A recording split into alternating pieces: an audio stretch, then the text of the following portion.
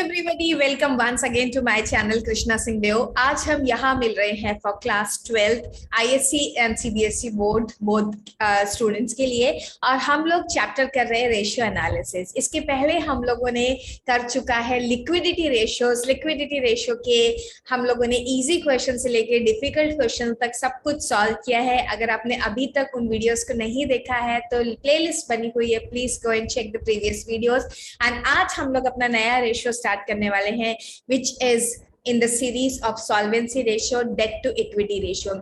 Students, ये सारे जो फॉर्मूलाज हैं ये सब आपको अच्छे से याद होने चाहिए। अगर अभी तक आपने फॉर्मूला शीट को डाउनलोड नहीं किया है तो please go to my app. आपको मेरी ऐप डाउनलोड करनी है एंड वहां पर this is available at free of cost under free study resources. And आप मेरा टेलीग्राम चैनल भी ज्वाइन कर सकते हैं, वहां पर भी आपको काफी सारे notes and various study material मिल जाएगा। चलिए, तो आज हम स्टार्ट कर रहे हैं solvency ratio. Under solvency ratio हम लोग सबसे पहला रेशियो जो पढ़ने वाले हैं वो है debt to equity ratio.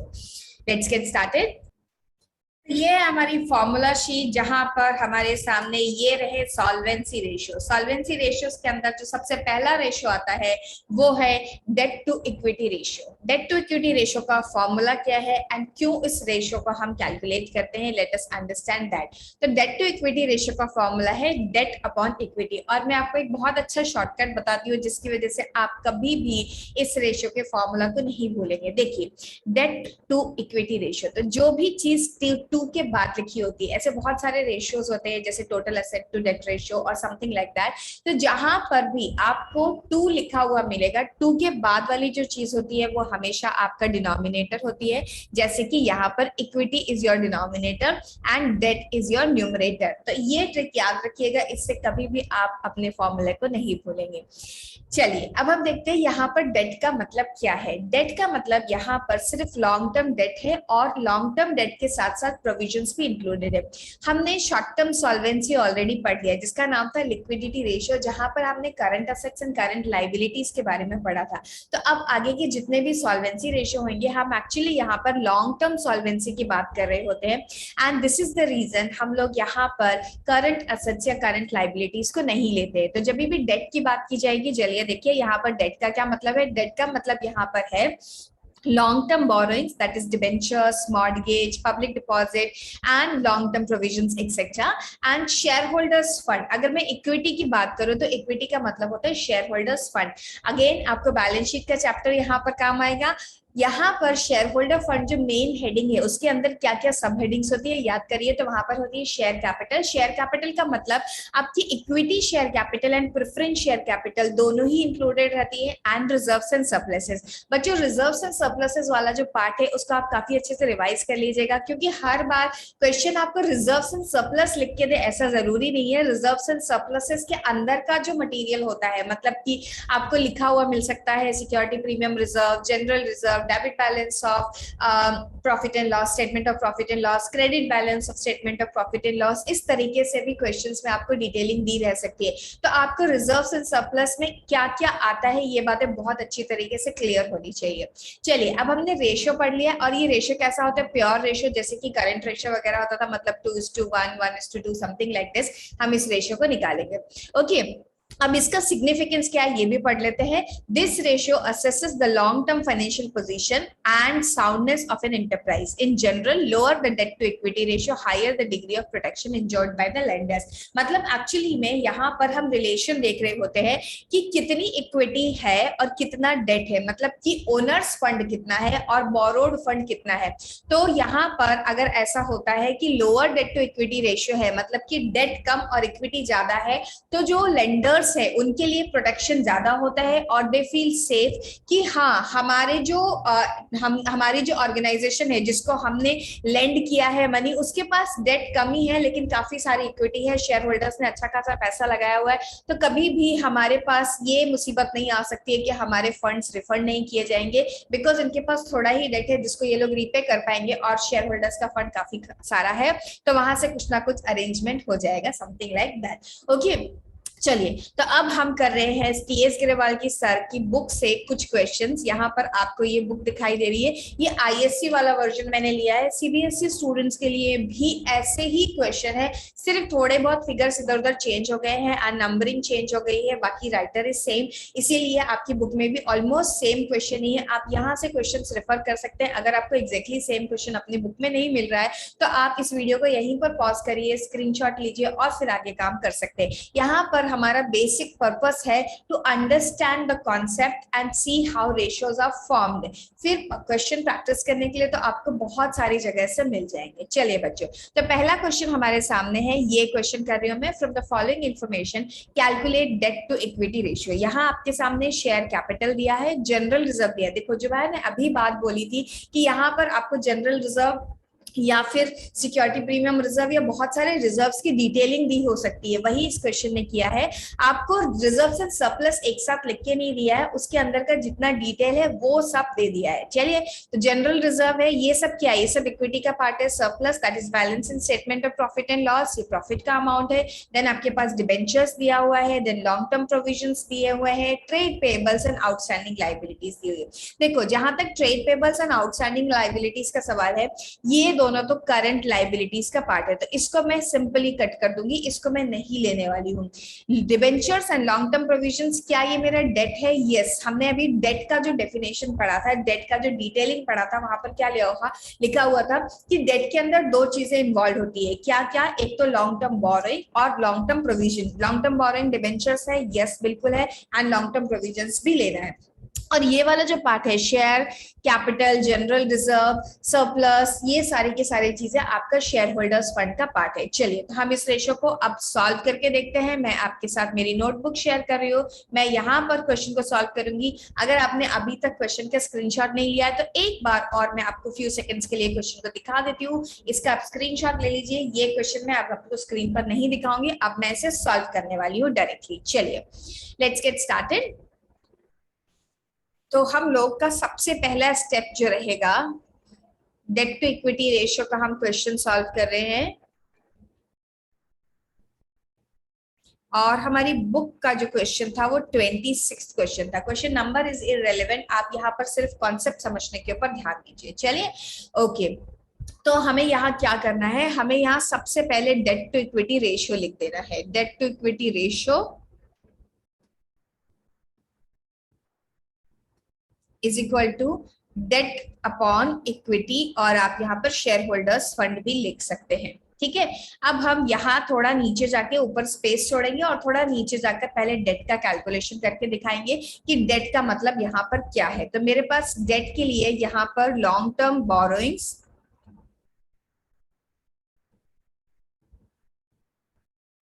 Plus long term provisions है।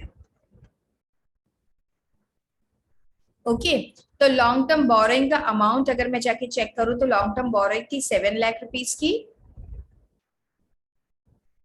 और मेरा जो लॉन्ग टर्म प्रोविजंस था वो 50,000 रुपीज का था।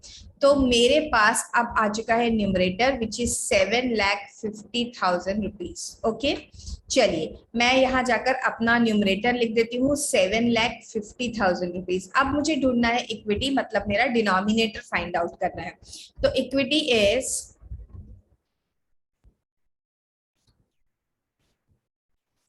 given to you in the question as share capital which is 5 lakh rupees। तो मैं यहाँ पे लिख दूंगी शेयर कैपिटल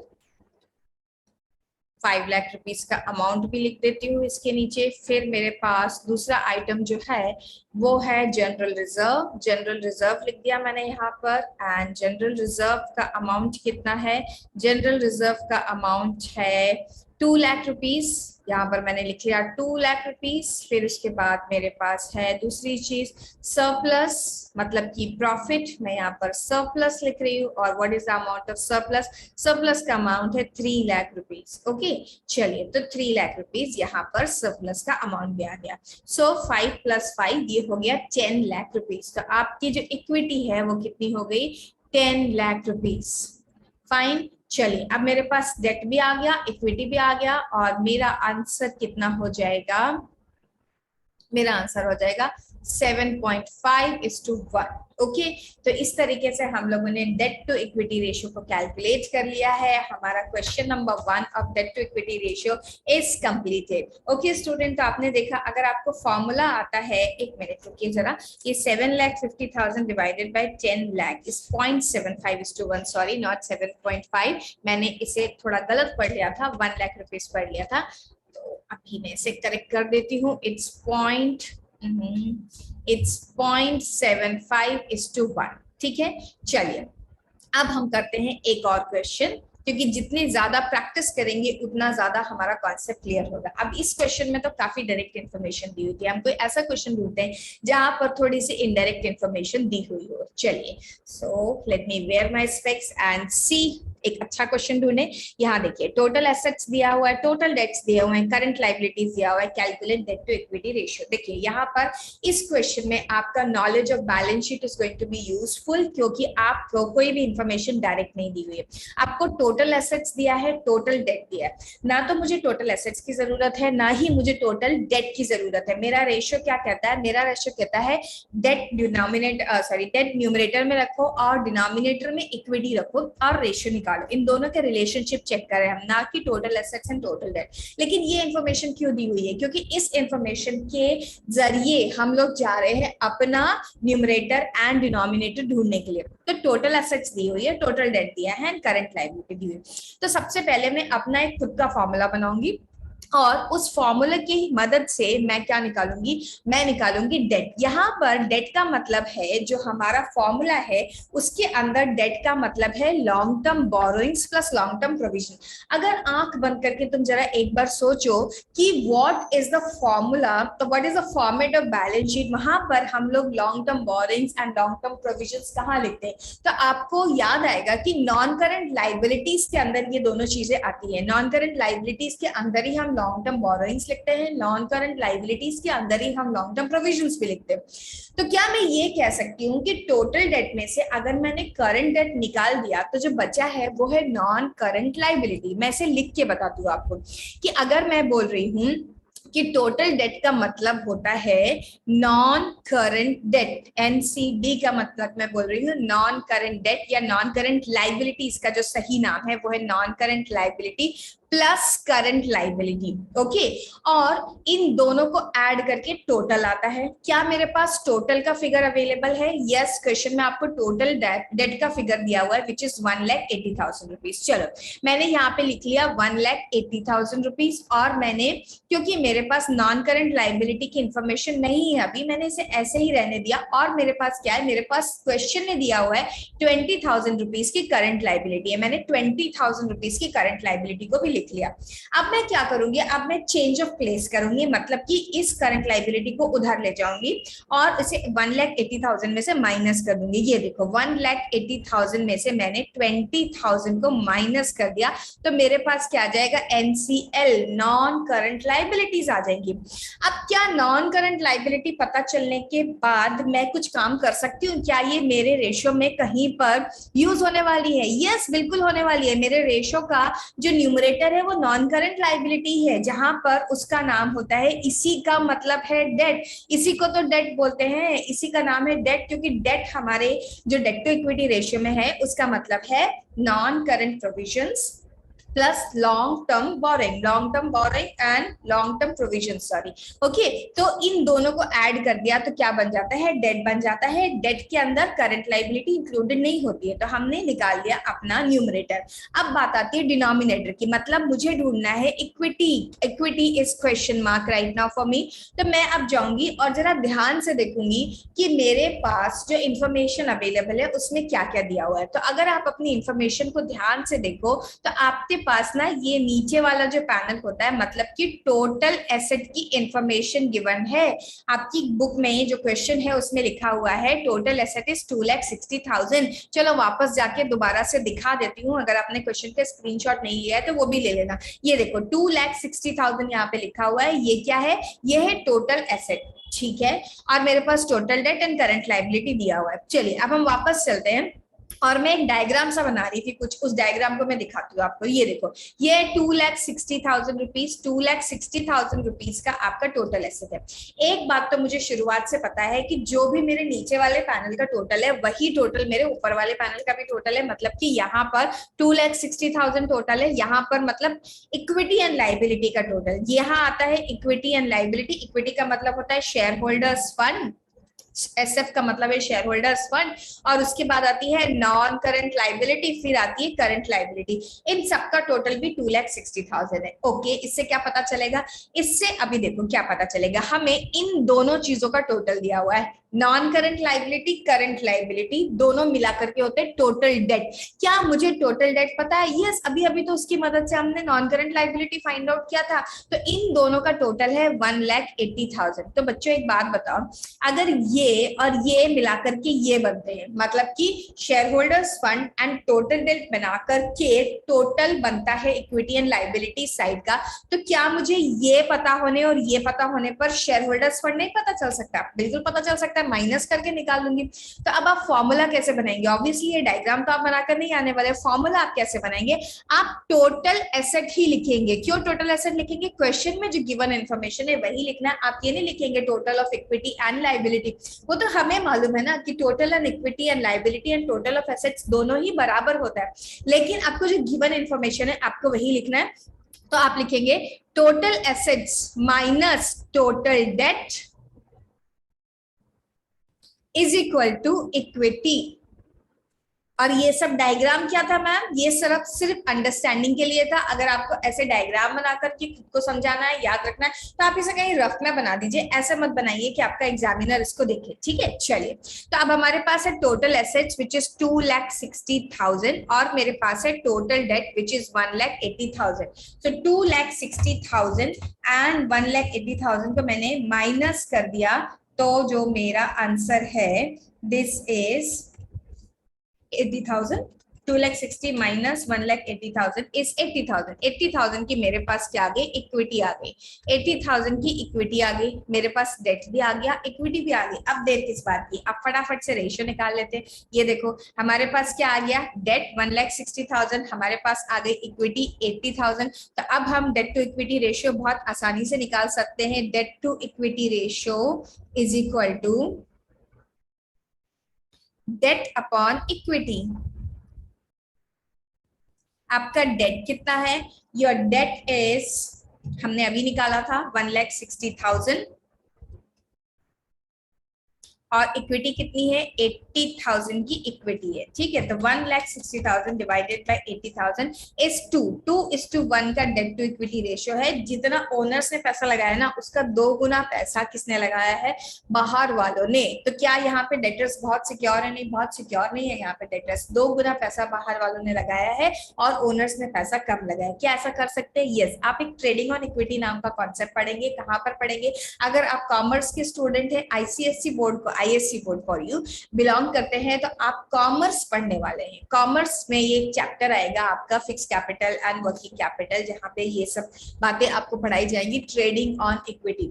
और अगर आप सीबीएसई बोर्ड के स्टूडेंट है तो आपका जो सब्जेक्ट है उसका नाम है बिजनेस स्टडीज। बिजनेस स्टडीज के सब्जेक्ट में आप ये पढ़ेंगे, वहां पर भी आपको फिक्स कैपिटल वर्किंग कैपिटल से रिलेटेड यूनिट है। वहां पर फाइनेंशियल मैनेजमेंट का एक्चुअली यूनिट है, फाइनेंशियल मैनेजमेंट। वहां पर आप ये पढ़ेंगे trading on equity. And trading on equity बहुत ही मजेदार कॉन्सेप्ट है जो ये बताता है कि अगर हम उधारी लेके काम करते हैं तो एक्चुअली ओनर का जो अर्निंग्स है, ईपीएस, अर्निंग पर शेयर, वो इंक्रीज हो जाती है। मैं इसके ऊपर बहुत जल्दी वीडियो भी बनाने वाली हूँ और उस वीडियो को जरूर देखिएगा। ये बहुत ही इंटरेस्टिंग कॉन्सेप्ट है एंड रियल लाइफ में काफी यूज भी होता है। चलिए, अब हमने 2 क्वेश्चन सॉल्व कर लिए हैं। हम एक क्वेश्चन और देखेंगे जो अच्छा खासा क्वेश्चन हो। ऐसा ना हो कि बस काम चलाने के लिए कोई भी क्वेश्चन कर लिया। इजी क्वेश्चंस हम नहीं करने वाले हैं। हमारा उद्देश्य यहाँ पे ये है कि हम जितने ज्यादा टफ क्वेश्चंस को चूज कर सकते हैं वो वैसे क्वेश्चंस करें। अब जैसे नेक्स्ट क्वेश्चन है, ये मुझे नहीं लगता कि मुझे आपको कराने की जरूरत है, इसे मैं छोड़ दूंगी क्योंकि सारी इंफॉर्मेशन डायरेक्ट दी हुई है। ठीक है, ये वाला क्वेश्चन जो टिपिकल काइंड ऑफ क्वेश्चन है, जैसा हमने करंट रेशियो में किया था, जिसकी मैंने एक वीडियो बना के डाली थी, वैसे ही करना है। इस क्वेश्चन को भी मैं करवा दूंगी लेकिन नॉट इन टुडेज क्लास। चलिए, मैं एक ऐसी इंफॉर्मेशन ढूंढ रही हूँ चलिए, ये जैसे कि ये क्वेश्चन दिया हुआ है, 30th क्वेश्चन दिया, हालांकि ये भी बहुत डिफिकल्ट नहीं है पर फिर भी कर लेते, थोड़ी सी इनडायरेक्ट इन्फॉर्मेशन दी हुई है। चलिए, यहाँ पे हमें क्या दिया हुआ है, सबसे पहले फिक्स एसेट दी है और ग्रॉस पर दिया हुआ है। देखो, जब भी बैलेंस शीट में एसेट लिखी जाती है, बैलेंस शीट में हमेशा एसेट में से डेप्रिसिएशन माइनस करके लिखा जाता है, कभी भी एसेट में डेप्रिसिएशन इंक्लूड करके नहीं लिखा जाता है। ओके, तो आपको अगर ग्रॉस एसेट दिया हुआ है तो उस ग्रॉस में से हमें क्या माइनस करना होता है, उस ग्रॉस में से हमें हमेशा डेप्रिसिएशन माइनस करना होता है। उसके बाद ही वाले पॉइंट में आपको एक्यूमुलेटेड डेप्रिसिएशन दिया हुआ है, तो आप क्या करेंगे, डेप्रिसिएशन में से एक्यूमुलेटेड डेप्रिसिएशन को, सॉरी, एसेट में से एक्यूमुलेटेड डेप्रिसिएशन को माइनस कर देंगे। तो ये जो ग्रॉस है, इसमें से जैसे ही मैं डेप्रिसिएशन माइनस करूंगी, ये नेट बन जाएगा। ओके, अब आपके पास नॉन करंट इन्वेस्टमेंट दिया है, long term loans and advances लिए। जैसे ही आपने पढ़ा, क्या आपके दिमाग में घंटी बज रही है? कैसी घंटी बज रही है मैम? कोई घंटी नहीं बज रही है। अरे बजनी चाहिए फिर। क्या मैं बात कर रही हूँ उस घंटी की जो अगर आप इसकी लिंकिंग कर पा रहे हैं अपने बैलेंस शीट के फॉर्मेट में से। अगर लिंकिंग नहीं कर पा रहे हो बैलेंस शीट के फॉर्मेट में से, तो इस वीडियो को यहीं पे पॉज करो और अपना बैलेंस शीट का फॉर्मेट अपने सामने खोल के रखो। शेड्यूल 3 की जो बैलेंस शीट है, उसमें अगर आप एसेट साइड देखेंगे तो वहां पे आपको पीपी दिखाई देती है, फिक्स एसेट में दिखाई देता है टेंजिबल इंटेंजिबल, पीपी दिखाई देता है आपको, long term loans and advances दिखाई देते हैं, नॉन करंट इन्वेस्टमेंट दिखाई देते हैं।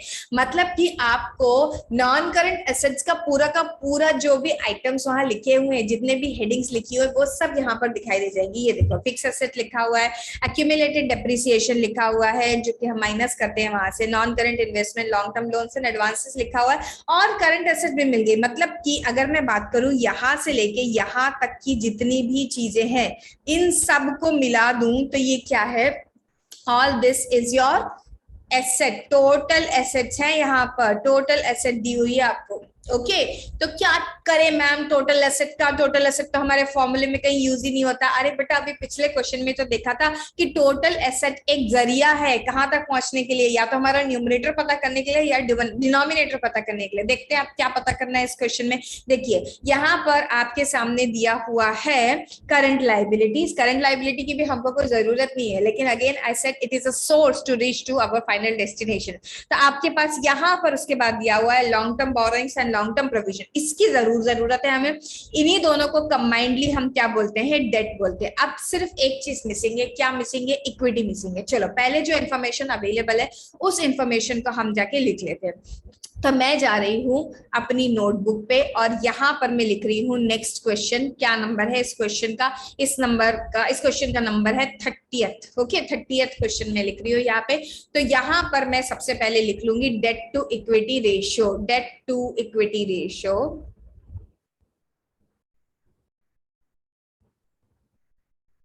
Is equal to debt upon equity.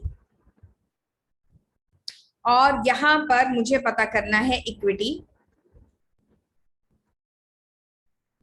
What is equity? Equity is, पहले डेट लिख लेती हूँ। इक्विटी थोड़ा लंबा रास्ते के थ्रू है, इक्विटी के जगह पहले मैं डेट लिख लेती हूँ। डेट क्या है भाई? डेट है long term borrowings and long term provisions. यहाँ पे लॉन्ग टर्म बोरोइंग का नाम दिया हुआ है 10% लॉन्ग टर्म बोरोइंग्स, तो मैं भी वही नाम लिखूंगी, 10% long term borrowings plus provision का नाम क्या दिया हुआ है, लॉन्ग टर्म प्रोविजंस लिखा हुआ है। तो चलिए, लॉन्ग टर्म प्रोविजंस,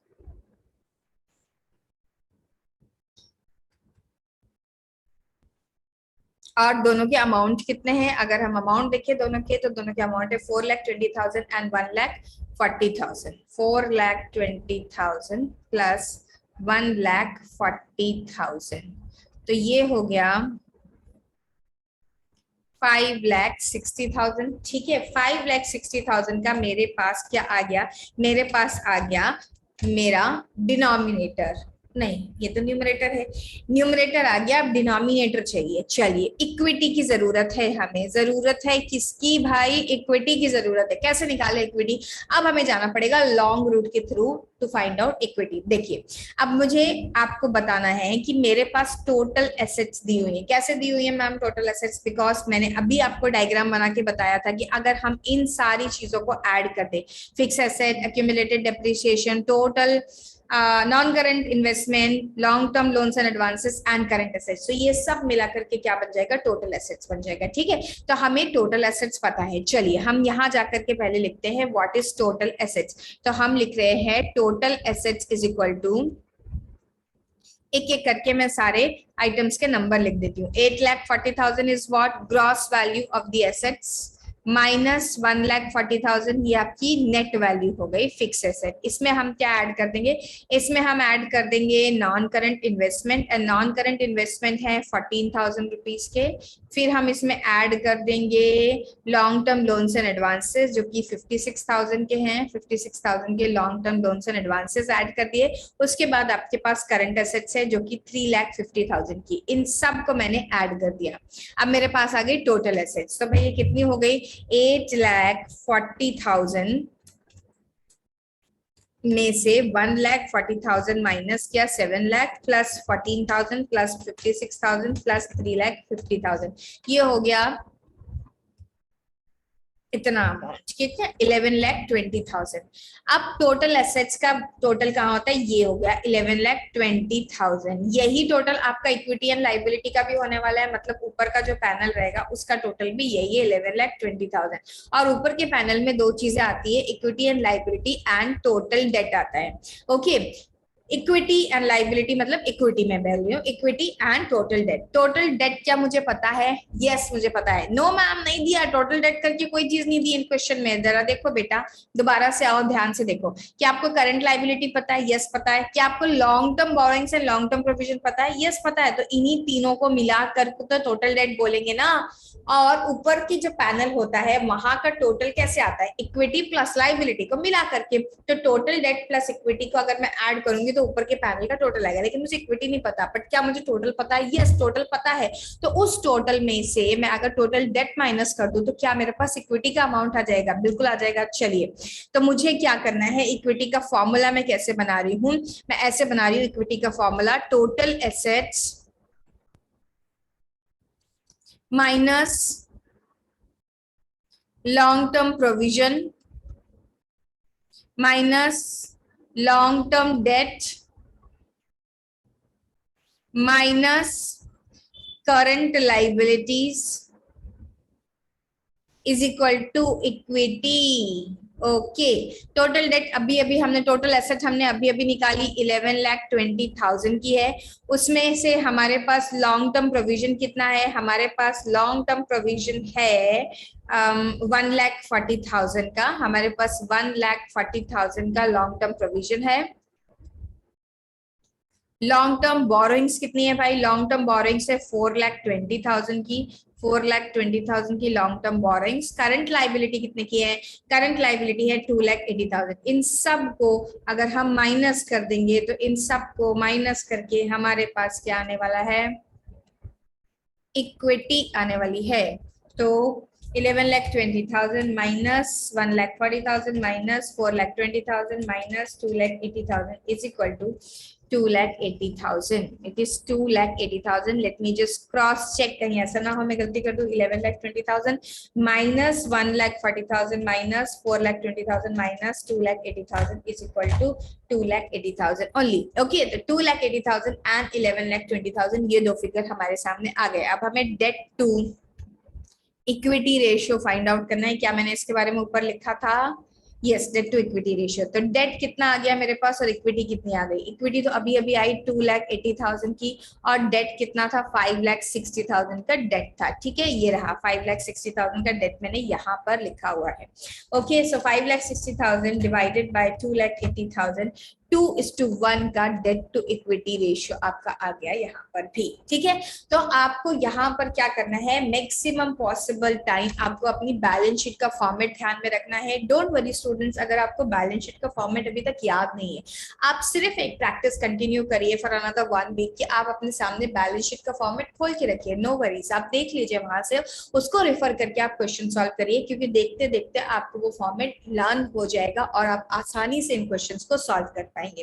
तो I hope debt to equity ratio के साथ मैंने जस्टिफाई किया है, आपको डेट टू इक्विटी रेशियो अच्छे से पढ़ा दिया है, और अब आपको डेट टू इक्विटी के क्वेश्चंस जो हैं उनको सॉल्व करने में कोई दिक्कत नहीं आने वाली है। ठीक है, आपको क्या करना है, आपको इस वीडियो में कराए हुए क्वेश्चंस को एक बार प्रैक्टिस कर लेना है, आपकी बुक में जितने इलस्ट्रेशंस दिए हुए हैं वहां से प्रैक्टिस कर लेना है, और जो भी अनसॉल्व क्वेश्चन है उनको भी प्रैक्टिस कर लेना है।